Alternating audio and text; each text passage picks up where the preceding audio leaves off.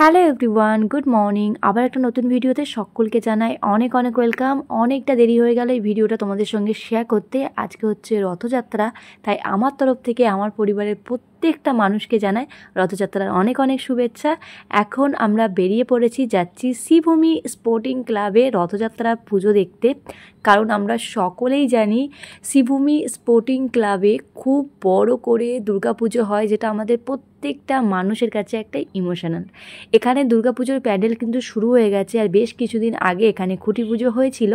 আজকে হচ্ছে রথযাত্রা উপলক্ষে জগন্নাথ দেবের আরাধনা করা হচ্ছে। তো ভাবলাম আজকে আমাদের সুযোগ আছে, সময় আছে হাতে, আজকে দিনটা খুব সুন্দরভাবে কাটানো যাক। তো চলো এখন ভিতরে যাওয়া যাক আর গিয়ে দেখি পুজো। তোমরাও আমার সঙ্গে দেখো, আশা করছি তোমাদের খুব ভালো লাগবে।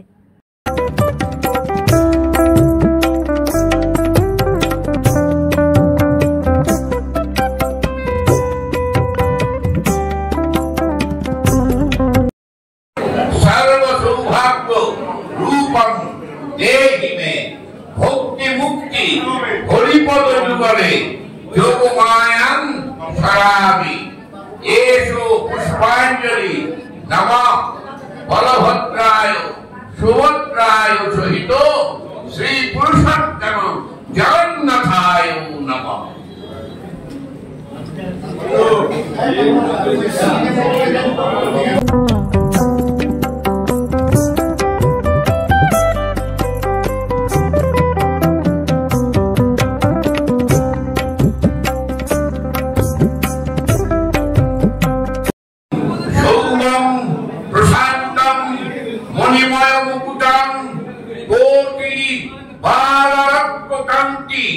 যোগিনা পুষ্টমাত্র পুরুষতর মহা আত্মচক্র ধীনাথ এষ পুষ্পাঞ্জলি নমঃ বলভদ্র সহিত বলভদ্র সুভদ্রা সহিত শ্রী পুরুষোত্তম জগন্নাথায় নমঃ।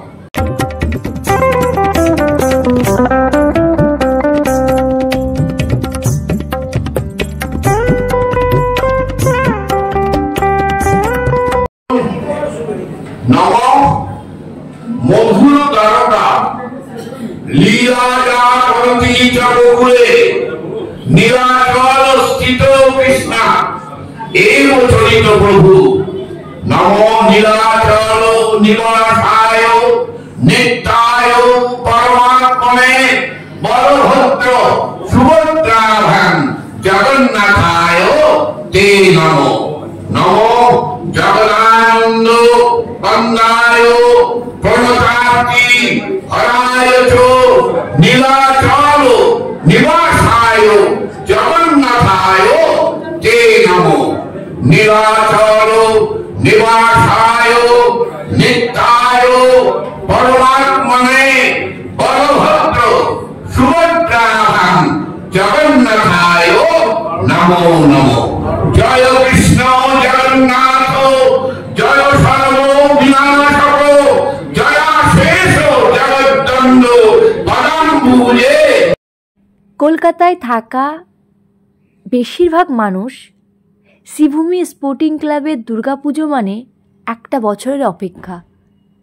অনেক মানুষ আছে অধীর আগ্রহে অপেক্ষা করে থাকে যে প্রত্যেক বছরে শ্রীভূমি স্পোর্টিং ক্লাবের থিম কী হতে পারে। এই বছরেও দারুণ চমক ওয়েট করছে সবার জন্য। 2019 থেকে 2024 প্রত্যেক বছর আমি এখানে প্যান্ডেল ঠাকুর দেখেছি, একটা বছরও মিস করিনি। প্রত্যেকটা বছরই কিন্তু অসাধারণ। আগের বছর বাবাই একদম ছোট ছিল, ওকে নিয়ে চলে গেছিলাম এখানে।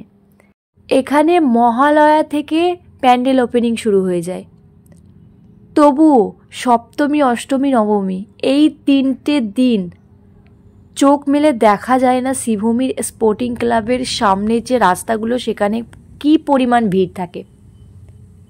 প্রত্যেকটা বছর সত্যিই দেবকে অবাক হয়ে যায়। কিন্তু হ্যাঁ, আমি মহালয়ার দিন অথবা মহালয়ার পরের দিন এসে চেষ্টা করি সমস্ত কিছু দেখে যাওয়ার, কারণ অত ভিড়ের মধ্যে আমার এখানে আসা সত্যিই স্বপ্ন। আমি অত ভিড়ভাড়টা একদমই পছন্দ করি না, আর ওই ভিড়ের মধ্যে এসে ঠাকুর দেখা আমার পক্ষে সম্ভব নয়। যেহেতু বাড়ি থেকে একদমই কাছে, তাই চেষ্টা করি ওই মহালয়ের দিন বা মহালয়ার পরের দিন এসে ঠাকুর প্যান্ডেল সমস্তটা দেখে যাওয়ার। এখানে পুজো তো খুব সুন্দরভাবে কমপ্লিট হয়েছে, আর এসে যে ভগবানের পুজোটা দেখতে পেলাম এটা সত্যিই সৌভাগ্য। এত সুন্দরভাবে সমস্ত কিছু এখানে জোগাড় করা হয়েছিল, দেখে সত্যিই মন ভরে গেছিল। আর পুজোর পরে তো ভগবানের প্রসাদ খেতেই হবে, সেটা নিয়ে বাইরে এসে এই জায়গাটাতে দেখলাম খুব সুন্দরভাবে প্যান্ডেল করা হচ্ছে। আর কয়েকটা মাসের অপেক্ষা, রথযাত্রার পর থেকে 90 দিন আর বাকি থাকে আমাদের মায়ের আসার, সেটা আমরা সকলেই জানি। আর এর ভিতরে অনেক কিছু ছোট ছোট ছোট ছোট ঠাকুর রয়েছে দেখতে পাচ্ছি, বেশ ভালো লাগছিল জানো তো দেখে। তো চলো এখন উপরে যাই, খাওয়া দাওয়াটা করে নিই। এখানে আসার পরে প্রসাদটা খেয়ে না পেটটা বেশ ভর্তি ভর্তি হয়ে গেছিলো, কিন্তু তারপরেও বলা হচ্ছিল যে খাওয়া দাওয়া করেই যেন যাওয়া হয়, সেই জন্য ভাবলাম অল্প করে একটু খেয়েই নিই। তো মেনুতে ছিল ফ্রাইড রাইস, এদিকে ছিল কাশ্মীরি আলুর দম, আর তার সঙ্গে ছিল গরম গরম বেগুনি। দারুণ, মানে রথের দিন আমরা এমনিই নিরামিষ খাবো, তো এখানে এসে খাবারটা খেয়ে বেশ ভালো লাগছিল। আর তাছাড়াও প্রচুর প্রচুর ভক্ত হয়েছিল আজকে, প্রচুর লোকজন হয়েছিল। আর ছিল চাটনি, পাঁপড়, আর সঙ্গে মিষ্টি, গোলাপজাম, আমার তো ভীষণ পছন্দের। এগুলো খাওয়া দাওয়া কমপ্লিট করে এখানে তো আরও ভিড় বেড়ে যাচ্ছিল। আমি আমার খাবার কমপ্লিট করে আবারও চলে এসেছিলাম ঠাকুরের সামনে। এসে ঠাকুরকে একটু টাটা বাই বাই করতে এসেছিলাম, যেহেতু আমার খাওয়া দাওয়া হয়ে গেছে, আমরা এবার বেরিয়ে যাব এখান থেকে। আর এখানে সন্ধ্যাবেলার পুজো একটু পরেই শুরু হবে, সেই জন্য জোগাড় চলছে এদিকে। আর এদিকটাতে সমস্ত প্রসাদ নিয়ে যে সকল ভক্তরা ভগবানকে দর্শন করতে আসছেন, সকল ভক্তদেরকেই প্রসাদ বিতরণ করা হচ্ছে।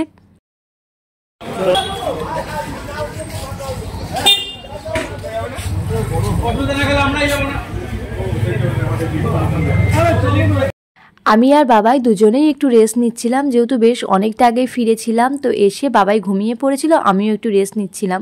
হঠাৎ করেই বাবা ফোন করে বলল যে বাবাইয়ের জন্য খুব সুন্দর একটা জিনিস আনা হয়েছে। তো আমি দেখলাম বাবাইয়ের জন্য একটা রথ নিয়ে এসছে, আর সেটা মামুনি বাবা দুজনে মিলে খুব সুন্দরভাবে সাজিয়ে গুছিয়ে দিয়েছেন। বাবাই যে কতটা খুশি হয়েছিল সেই মুহূর্তটা আমার ক্যামেরাবন্দি করা হয়নি। রথটা দেখার পর ওর আনন্দটা সত্যি দেখার মতো ছিল। তারপর সবাই মিলে ওকে বোঝাচ্ছিল, রথ ধরে টানছিল, সেগুলো দেখে একটু অবাকই হচ্ছিলো যে সবাই মিলে করছে এটা কি, কিছুই বুঝতে পারছিল না, কিন্তু খুব মজা পাচ্ছিল বিষয়টা নিয়ে। জানো তো, ওকে রেডি করিয়ে বেরিয়ে এসেছিলাম বাড়ি থেকে। তারপর দেখলাম আমাদের পাড়ার রথ বেরিয়েছে, আর আমাদের পাড়ার রথের সঙ্গে আমাদের পাড়ার প্রত্যেকটা মানুষ, বড় থেকে ছোট শুরু করে একদম ছোট ছোট বাচ্চারা সবাই আসে রথের সঙ্গে, পুরো পাড়া প্রদক্ষিণ করে। তো আমারও বেশ ভালো লাগে। এখানে দেখো প্রত্যেকেই রয়েছে। এবার আমাদের পাড়ার রথ বেরিয়েছে, বাবাইকে বললাম চলো একটু রথের দড়ি টেনে নিই, তারপরে আমরা আমাদের রথটা টানবো। আর এর সঙ্গে সঙ্গে পাড়ার সমস্ত বাচ্চা যারা রথ বের করে সবাই ছোট ছোট ছোট ছোট রথ নিয়ে বেরিয়ে পড়েছে। তো চলো আমরা একটু রথের সঙ্গে সঙ্গে ভগবানের নাম গান শুরু করে দিই।